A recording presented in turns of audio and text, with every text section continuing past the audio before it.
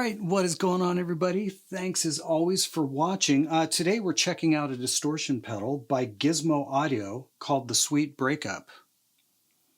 Gizmo Audio set out to really capture the feel and dynamics and tone and all the note bloom of a tube amplifier in a distortion pedal, or in this case, I consider it a distortion overdrive, the way it feels and sounds, but I feel like they really did capture all of that. The circuit itself is original in that I was told it's not based on any particular circuit, so I think that's really cool. Let's get right into what's on top of it. Across the top, you've got your row of potentiometers. On the left is your drive control. You have a bite control. That control sounds really great. It certainly adds that upper mid punch and edge and like pick attack. But it also adds, at least to my ears, it may not technically be doing it, but to my ears, it does seem to add some saturation, but we'll check that out. That control sounds great. Now the treble and bass controls are actually boost cut. So they are center detented. So clockwise boost, counterclockwise cut. The treble and bass is post distortion, and we will definitely check that out in the demo. And of course, on the right there, you've got your overall output volume control. You have a switch here. It says fat. It's a fat switch. It controls the amount of low end coming into the distortion, so it's pre. So when you have it to the left, it's cutting some low end. When you have it to the right, it's letting it all through into the distortion circuit, and we'll definitely check out how that sounds. On the left side of the pedal, you have a foot switch. That's your boost. So that's doing exactly what you think it does. If you turn that on, it's going to add volume. And from what I'm hearing, some more gain. And then of course on the right is your bypass. You do have some internal switches. I left them as stock, but you can, if you wish, change high pass and low pass internally. I left it alone, but that's a nice feature. You can also change the amount of boost via a mini potentiometer. It came default all the way open, so that's where I've left it, but I did want to let you know that those are there. This pedal runs 12 to 18 volts. From what I understand, you can run it at 9 volts, but there's components in there, especially when you start using that bite control, that might start, biting back. So for demo purposes, I am running it at 12 volts. I would imagine at 18 volts, it's even more open and has more headroom. But for demo purposes, I thought it would be best to run this thing at 12 volts. So yeah, let's check this thing out. It is the Sweet Breakup by Gizmo Audio. Alrighty, you guys know the drill. Here's the electrical guitar plugged into the thing that will make it louder.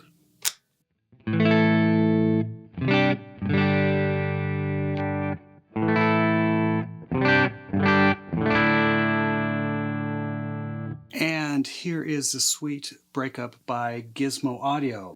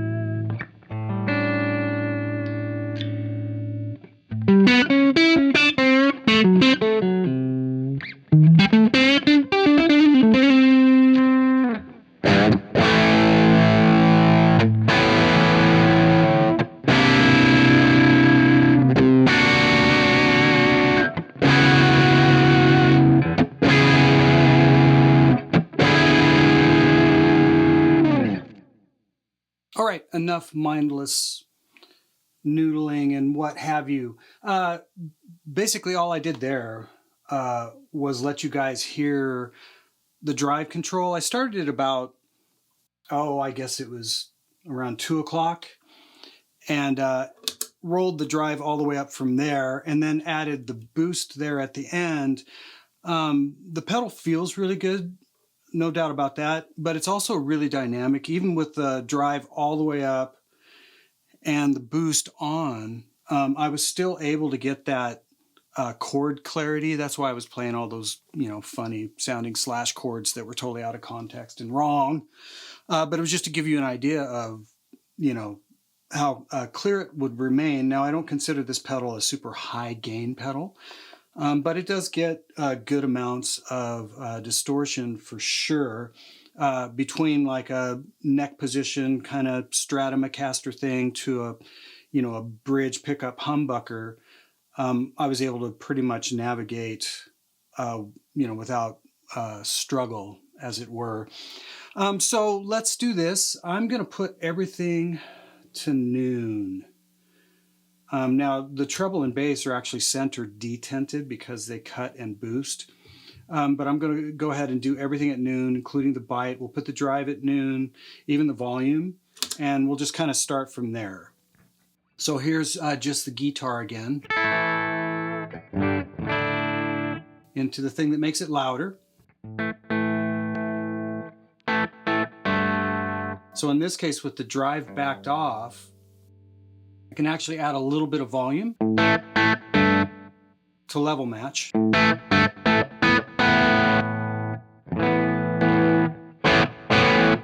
Now it's just slightly louder.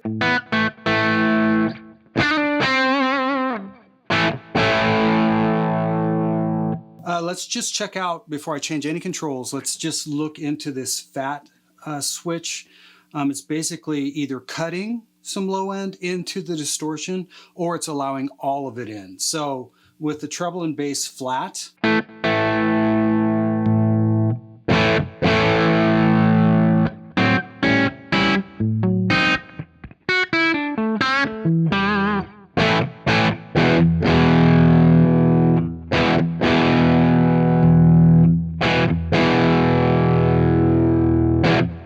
so quite a bit of just low end push through happening there. Now that's with the treble and bass flat.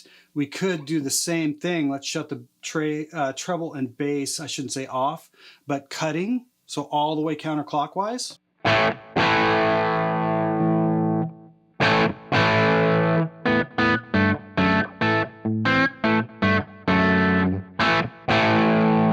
In this case, it's actually kind of bringing out mids. It's like a different voice. Now we can go the other way. Let's turn treble and bass all the way up. So now we're boosting on both sides, which actually sounds pretty cool. Now let's add the fat switch.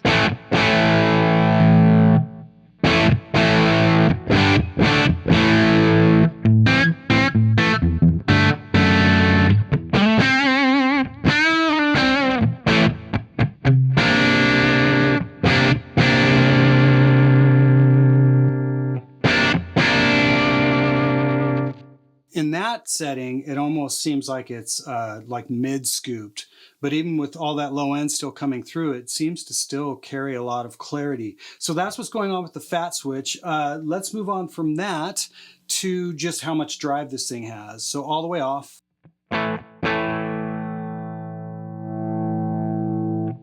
About noon. Really starts to kick in around 2 o'clock.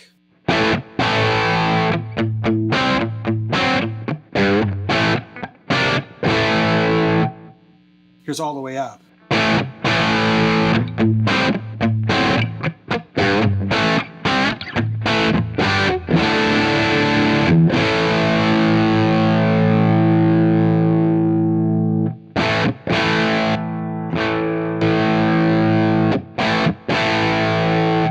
Now, when I say it really starts to kick in at that point, you know, there's variables that drive and volume are going to interact with each other. So say we get to noon, if we add volume on this side,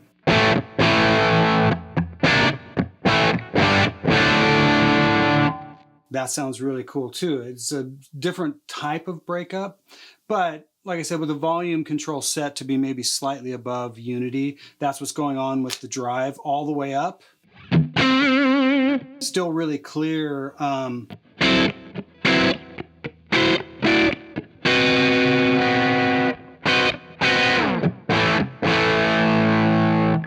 Very touch sensitive. Whoa!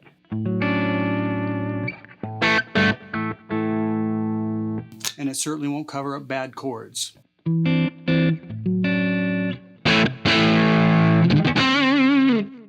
So that's what's going on. Now, if you want more, you can definitely add boost. It also adds volume, but I'm hearing more saturation.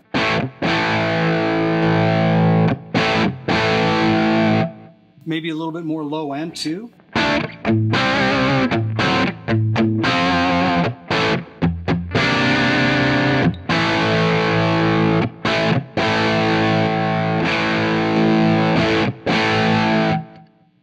So that's what's going on with the amount of drive. Let's listen to this bite control because it does exactly what you think. It adds pick attack. It adds that edge, that kind of upper mid thing. But to my ears, it does add some more gain. So right now the bite control is in the center, straight up, off, noon, about 3/4, all the way up.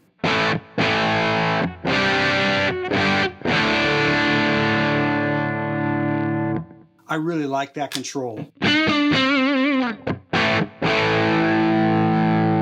Because it adds a little bit of gain, but yeah, just that note clarity and kind of punch through a mix happens. So that's what's going on with that. Let's check out this treble and bass. Now it's a cut boost. Center detent is flat. So here's the treble. Off. And this is post distortion, both treble and bass.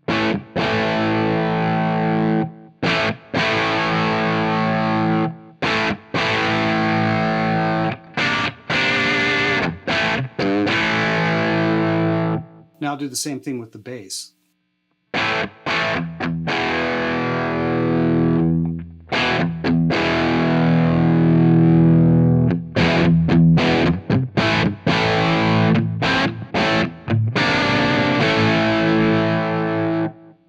So really versatile, not overly active, but it allows for just a lot of just finding like that sound that you're trying to sculpt in.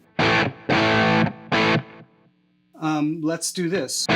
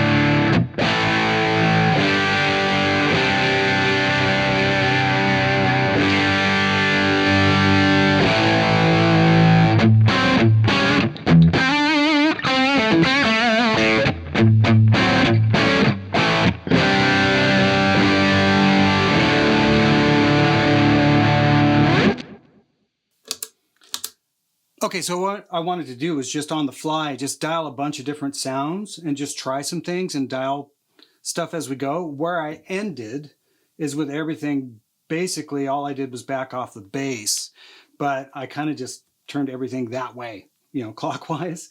And just to see, like, where does this thing land if it's maxed out? What happens? You know, what would have to change? How would I dial it? And yeah, hopefully what I just did there gives you an idea of all of the different tones you can drag out of this thing. Everything is super interactive. I would go so far as to say it seems like everything on this is a tone control. Even that volume control, as you change things, it's going to make it, you know, sometimes more open, but sometimes you want it to be a little more compressed.